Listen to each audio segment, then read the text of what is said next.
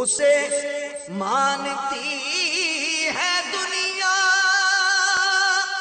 उसे ढूंढती है मंजिल, रहे इश्क़ मुस्तफ़ा पे जो गुलाम चल रहा है। ये बाथरूम जो हमारे यहाँ जो WC और कोमोड का जो हमारे यहाँ एक जो रुझान और बहुत अजीब व गरीब है। कोमोड और WC वगैरह के रुख के हवाले से जो भी एहतियातियाँ हमारी यहाँ हैं, एक तो उसकी वजाहत आप जरा फरमा दें। दूसरा जो बेसन वगैरह के जो हमारे यहाँ इस्तेमाल, और क्योंकि यहाँ पूरा मसला तहारत का है, पाकीज़गी का है और हराम व हलाल जायज़ नाजायज़ के मसाइल हैं, तो बाबा कोई इस पर ऐसा बाअसर ज़बान से जुमला आता फरमाए कि किसी सूरत ये यार बदले यार। आपने बाअसर की कैद कहाँ लगा दी यार, ये कहाँ से लाऊंगा मैं तो बोलूंगा ना यार, मुझे मेरा तो मतलब काम कर लेने देना, तो इसलिए मैं आपको ही बोलूंगा, वहां पर बोल दो यार। मैं बाअसर ज़बान नहीं है, मैं कैसे बोलूं? तो अभी जैसे भी ये ज़बान ऐसे बोल देता हूँ। WC वो जिस पर वो पायदान बने होते हैं और जमीन के अंदर गड़ी हुई होती है, और कम्पोर्ट हो जो जमीन के ऊपर रखा होता है कुर्सी की तरह गोल सा। पाक रहने का तस्वुर जो है ना, ये बहुत कम हो गया है। वरना मस्जिद में कोमोड क्यों नहीं है? हरमैन तैयबैन में बड़े बड़े स्पेशल WC हमामात में लगे हुए हैं, और कमोड भी होता है तो उसमें लिखा होता है लिल माजूरीन, या इस तरह कि ये माजूरों के लिए। मुझे कमोड इस्तेमाल करना नहीं आता किस तरह इसमें आदमी पाक हो, तो मैं इसलिए बहुत घबराता हूँ। हालांकि साइंटिफिक तौर पर देखें ना, साइंसी एतबार से, तो भी ये नुकसानदेह। कमोड पर बैठकर आते हैं ना, वो बराबर उसमें जोर नहीं लगता, खाली नहीं होती इसमें, और जिसको कब्ज होगा ना उसके लिए तो बहुत बड़ा मसला खड़ा हो जाता होगा।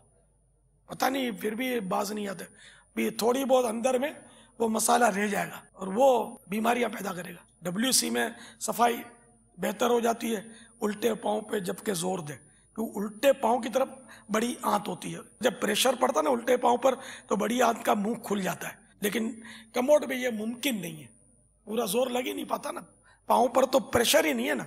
फिर छोटा पेशाब, ये भी मेरे को नहीं लगता कि कमोड पर अगर ये बैठ जाए कुर्सी की तरह, पेशाब पूरा खारिज हो, ये समझ में नहीं आता। कमोड निकालो जहाँ मुमकिन है, या WC लगाओ, और बड़ी साइज का WC लें। आप बड़ी साइज का ढूंढेंगे ना तो लोग इसको बनवाएंगे, और WC मुमकिन नहीं है तो कम अज कम अपने कमोड का रुख दुरुस्त कर लें कि हनफियों के नज़दीक किबले को मुंह या पीठ करना इस्तिंजा करने में हराम। अगर आपने रखा तो गुनाह से बचना बहुत दुश्वार हो जाएगा। 45 के शायद अंदर ही तिरछे बैठेंगे तो वही तकलीफ भी उठाएंगे और गुनाह का गुनाह रहेगा। तो इसको प्लीज तब्दील कराएं। दूसरा ये कि डीम लाइट रखने का रवाज निकला आजकल, या तहारत में दुश्वारी। वैसे बड़े बड़े बल्ब है और अपने जाएंगे तो सारे झूमर रोशन कर देंगे, जगमगाट के अपनी आंखें चुंदी आ जाए, और जब तहारत खाने में गए वो जीरो का बल्ब लगा हुआ है, मरे हुए। तो आंखें वैसे बुढ़े आदमी है, कमजोर। अच्छा, फिर वुजू का जब बेसिन लगाए, आपको हैरत होगी, वहां भी डीम लाइट। एक तो बेसिन पर वुजू करने में मेरी पूरी तो जान नहीं निकलती, फिलहाल इतनी ज़ईफ़ी नहीं है, लेकिन आधी निकल जाती है। कैसे? अब जब टांग धोने का मसला आता है, वहां अगर पानी बिखरा हुआ है तो मेरे को वुजू उकलता नहीं है, बस दिल खराब होता है।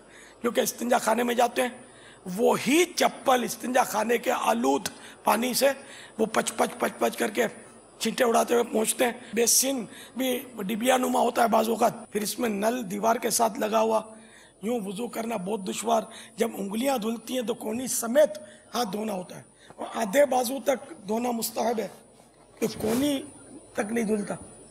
फिर पानी बिखरा हुआ, अगर वो जगह गंदा पाँव लेकर आए और वाकई जबकि कन्फर्म है कि वो पाँव नापाक है, और ये सब इधर पानी गंदा बिखरा हुआ है, नापाक बिखरा हुआ है, अगर ये फाइनल है, तब तो इसमें जो मुंह धोने में तो हाथ तो नीचे गिरता है पानी, इससे ठकाठक छींटे जो है वो कपड़ों पे आते हैं। पहले पाँव नापाक थे, अब कपड़े भी नापाक हो गए, अब क्या नमाज पढ़ोगे आप? फिर बोलते हो रूहानियत नहीं है, नमाज में दिल नहीं लगता, दिल में यूं नहीं होता तो यूं नहीं होता तो क्या होगा? यूरोप में भी देखा कि ठंड बहुत होती है, तो गर्म पानी के हमारे यहाँ तो मिक्सचर लगे होते हैं ना, कि ठंडा इधर से थोड़ा खोल लिया, गर्म खोल लिया और वुजू कर लिया। वहाँ इस तरह की बेसन भी होती है कि ठंडे पानी का एक नल अलग होगा और गर्म पानी का एक नल अलग होगा। बेसन भी होगी छोटी, तो अब बंदा सोचता रहे कि गर्म इतना गर्म है कि उसमें भी हाथ नहीं डाल सकता, ठंडा इतना ठंडा है कि उसमें भी हाथ नहीं डाल सकता, अब करे क्या? तो पूछा इसको इस्तेमाल आप लोग कैसे करते हैं? तो कहा उसके अंदर वो जो लॉक लगाने का होता है, हमारे यहाँ मेमनी में बुच कहते हैं, वो बुच लगा के उस पूरी पहले आप बेसन को भर लें, अब उस गर्म और ठंडे पानी से भर के उसी बेसन में मुंह धोते हैं लोग। उस बेसन में तो वाकई प्रॉब्लम ही प्रॉब्लम है, ठंडे ठंडे पानी से वजू कैसे करें और फुल गर्म से वजू कैसे करें? यूरोप के मुमालिक में तो पापा ये मसाजिद में भी मैंने देखा है कि कोमोट वो भी किबले की तरफ, ला इलाहा इल्लल्लाह। वहाँ ये हालत है। वुजू खाने का रुख किबले की तरफ होना चाहिए, लेकिन ये कोई नहीं करता। मस्जिदों में भी इसका ध्यान नहीं रखते कि मुस्तहब ये है कि ऊंची जगह बैठकर किबला रू वुजू करे, लेकिन इसका कोई एहतमाम नहीं है। मना है इस्तिंजा करना किबले की तरफ, तो मुंह करते हैं किबले की तरफ या पीठ करते हैं। इसके साथ साथ बापा दूसरा मसला ये है कि एक तो ये कोमोट, ऊपर से मैंने ये भी देखा है बाबा, ये कोमोट के साथ या ये वो नल नहीं होता, यानी ना लोटा ना जग, इसका इंतजाम अलग से करो। वो नल के ना होने पे क्या करना है कि आप बेसन में भरो वो बर्तन, बेसन में बर्तन भरकर फिर आप बैठो। अब ये बर्तन पूरा होता कि नहीं होता ये अलग टेंशन। बातों का तो बर्तन ऐसा लाकर देवे कि आदमी करेगा क्या? ये यकीन मानो बाबा, किचन में जाकर मैंने इनको पूछा कि यार ये ले जाओ अब ये ले जाओ। मैं जब 79 में गया ना कोलंबो, तो मैं खुशी खुशी गया, पहली बार पाकिस्तान से बाहर गया था मैं। तो जहाँ मेरे को क़याम करना था वहां पहुंचा मैं, वो रात में ही मेरी फ्लाइट थी। अच्छा, अब मुझे पेशाब की हाजत हुई तो मुझे बता दिया कि वो इस्तिंजा खाना। वहाँ गया तो वहाँ बत्ती नहीं, अंधेरा गुफ्त। अब करूँ क्या? तहारत की क्या सूरत होगी? तो पता चला बाल्टी रखी हुई थी, एक डिबिया नीचे रखी हुई थी, क्या डिबिया भरो तेरी से तहारत करे। तो मैंने तो रातों रात बोला कि मुझे जल्दी कल सीट करवा दो, मैं नहीं रह सकता हूँ, मेरा क्या होगा? हमारे अजीजों का घर था। मैंने बोला कि अब मैं बाहर निकलूं फजर की नमाज के लिए। बोला नहीं नहीं, आपको पुलिस पकड़ जाएगी, आप फॉरेनर है। वो डरा दिया मुझे। अब अल्लाह जाने के वो रात मेरी एक यादगार रात थी जो मैंने गुजारी। फिर दिन के उजाले में बाहर निकला। अब फिर जब मैं कशा मस्जिद में पहुंचा, वहां भी वही डिबियों का सिस्टम और लोटे का, तो वहां कोई तस्वुर नहीं था। मैंने बोला तलाशे लोटा का बोर्ड लगा, यार लोटा लाओ कहीं से यार। आखिरकार ढूंढ ढांड कर एक एल्युमिनियम का लोटा दरियाफ्त कर लिया गया, मुड़ा चुड़ा लीकेज वाला, यकीन वाला। वो लोटा बहरहाल मेरे लिए बहुत बड़ी नेमत था। मस्जिदों में जाओ तो इतनी इतनी होशिया और डिबिया रखी हुई है इस्तिंजा खानों में, फिर नीचे रख देंगे इस्तिंजा खाने में, वही डिबिया उठाई ट्रम करके वो डुबिंग करते हैं। ये श्रीलंका का माहौल बता रहा हूँ मैं। पढ़ा लिखा समझदार मॉडर्न आदमी भी, दुनिया का कोई भी आदमी भी सुबह उठकर सबसे पहले जाता किधर है? क्या बगीचे की सैर करने के लिए जाता है? जो सुबह उठकर के ऑफिस में जाता है, बिस्तर छोड़कर सबसे पहले आदमी जहाँ जाता है, मैं वहीं की बात कर रहा हूँ। और वहाँ की हालत ऐसी है कि हमारी बात उसकी समझ में आती होगी जो नमाजी आदमी होगा, जिसको पाकी ना पाकी और तहारत ना तहारत के हवाले से कुछ समझ पड़ती होगी। मेजॉरिटी मुसलमान को शायद इसके मुतालिक मसाइल का शायद अंदाजा नहीं है। इस्तिंजा करते वक्त किबले की तरफ मुंह या पीठ करना, ये दोनों हराम है। अगर 45 के एंगल के अंदर अंदर रहा ना तब भी गुनाह होगा। ये हनफी उलमा का मौकिफ है। तो अब जैसे किबले की तरफ मुंह किया और थोड़ा सा राइट या लेफ्ट रुख चेंज किया अपना, लेकिन वो 45 के एंगल के अंदर है, तब भी ये गुनाह बाकी है। तो 45 के बाहर निकलना पड़ेगा, ना 45 के अंदर रुख हो ना पीठ हो, इस तरह होना चाहिए। अब ये जो गलत बने हुए, ये गलत बने हुए होना, इसको मैं गुनाह नहीं कहता कि ये गलत बने हुए ये गुनाह जारी है, इसको नहीं कहूँगा, क्योंकि इस्तिंजा करते वक्त मसला मालूम होना चाहिए जो इस्तेमाल करने गया कि वो किस रुख बैठे, और WC डलवाएं, कमोट को छुट्टी करवाएं। हाँ, अगर घर में कोई ऐसा बूढ़ा बुजुर्ग है और वो नहीं बैठ सकता WC पर, तो उसको कमोट बना दें। ये तीर जो है ना ऊपर की तरफ सीधा, ये किबला रुख। तो अगर इस्तिंजा करते हुए रुख इस तरफ हुआ तो हराम, और ऐन इसके पीछे अगर हुआ तब भी हराम। फ्रंट एंड बैक नहीं होना चाहिए। अच्छा, अब इसके दोनों तरफ एरो बने हुए राइट एंड लेफ्ट, ये समझोगे 45 के एंगल के अंदर अंदर है ये, तो इस एरो की तरफ भी रुख नहीं होना चाहिए, बल्कि इस एरो के बाहर जहाँ राइट बना हुआ है उसकी तरफ रुख होना चाहिए या पीठ होनी चाहिए। और इसके नीचे जो सीधा जो बना हुआ है खत ये 180 का है, किबले के लिए 90 डिग्री पर बनेगा। तो इस अगर रुख कर लेंगे ना तो 45 वाला भी मामला हल हो जाएगा, वरना 45 में रिस्क रहेगा कि कहीं 44 हो जाएगा।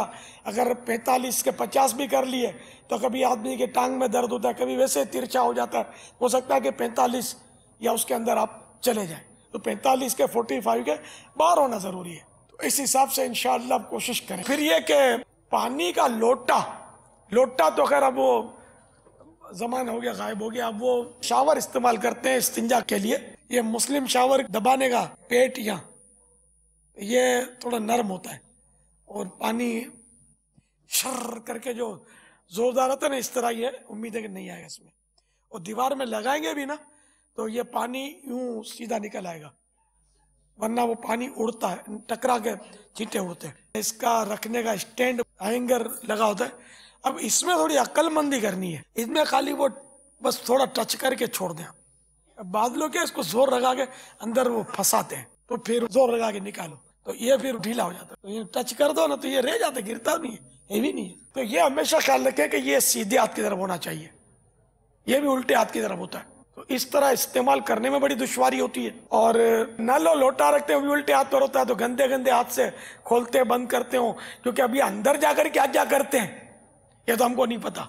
अंदर क्या क्या है ये हमको पता है, अखबार पढ़ते हैं जाके, सिगरेटें फूंकते हैं, अच्छा आईना रखते हैं सामने, टीवियां भी रखते होंगे, सब कुछ करते होंगे। पापा ये इरशाद फरमाए कि बेसन कैसा होना चाहिए, और उसमें जो नल लगा होता है वो, और बाद में जो वो लीवर होता है और स्पेंडल जो वो साइडों में लगा होता है, कि जिससे पानी निकलता है वो किस तरह की हो। बेसिन एक से एक अंदाज के आ रहे हैं। अब जिनके पास पैसे ज्यादा होते हैं वो क्या करते हैं, कांच का बेसिन लेंगे, तो उसके थड़ा भी कांच का होता है, प्लेटफॉर्म वो अजीब गरीब होता है। या फिर ये कि जो नॉर्मली बेसिन होते हैं इसके अतराफ में भी ये मार्बल का वो थड़ा लगाते हैं, प्लेटफॉर्म। तो इसमें भी बाद वक्त बड़ी खराबियां पैदा होती हैं कि कोई खून निकल गया दांतों में या कुछ हो गया ना तो ये इस पे आ जाता है, छींटे आ गए, या वो नल को धोया तो उसके छींटे उड़ गए। अब ये धुलने में बहुत देर लगेगा। बेसिन में अगर खून डाला भी ना तो यूं करके धुल जाएगा, हाथ से करेंगे ना, ये कैसे धुलेगा। अब ये फिर बाजू का लुढ़कता है, स्लोप सही नहीं होता ना, तो ये लुढ़कता है फिर कपड़ों पे और आता है। तो बेसिन अगर गुंजाइश हो तो फुल साइज का लिया जाए, और ऐसा ना लिया जाए कि थोड़ा नीचान की तरफ और अपने ऊपर पानी के छींटे वगैरह उड़े। तो थोड़ा गहरा हो, और बहुत कीमती नल आते हैं, हजारों रुपए का एक नल होता है। लेकिन सही बात है कि वो मेरे जैसों के लिए टेंशन फुल होता है कि वो हरकत नहीं करता, इसके ऊपर जो है ना डंडी ये हरकत करती है, और ये उमूमन इस तरह निकला होता है, छोटा सा इसका मुंह होता है। तो इसमें मुंह धोने में, कोहनी तक हाथ धोने में बहुत दुश्वारी होती है, पाँव धोने में, हर चीज में दुश्वारी होती है। कई हजार का ये होता है, खूबसूरत होता है, लेकिन ये परेशान कुन होता है। इसमें सादा नल हो और कर्व शेप का हो, जो उमूमन किचन में होता है। तो इस तरह इसमें यूं हाथ निकल जाए, तो उसमें वो मूवेबल हो, वो पता है ना, वो होता है मूवेबल। पापा वैसे भी आ रहे हैं जो आगे पीछे नहीं होते, या उसमें ये भी वायदे हो गए। दूसरे के बहुत नीचे होते हैं। असल अपना जहन हो ना आदमी का तो सब हो सकता है, खुद इनका जहन नहीं होता। अब ये नल समझ ले, खासकर इसका ये जो हैंडल है ना, स्पेंडल, ये देखो यहाँ दोनों तरफ चपटा है, तो ये बेहतरीन स्पेंडल है। वरना बाज स्पेंडल क्या, एक तादाद है स्पेंडल होंगी कि साबुन वाले हाथों ना चिकने, खुलता नहीं है, बहुत आजमाइश। फिर क्या करते होंगे कि एक बार खोल लेते होंगे जोर लगा के, दर पानी जा रहा, वुजू हो रहा। तो ये अच्छा है, ये चपटा दोनों तरफ से, और ये एल की तरह का है थोड़ा, या बतख का मुंह या क्या बोले, पापा आप जो बोले, जिराफा, माशाअल्लाह। उसे मानती है दुनिया, उसे ढूंढती है मंजिल, रहे इश्क़ मुस्तफ़ा पे जो गुलाम चल रहा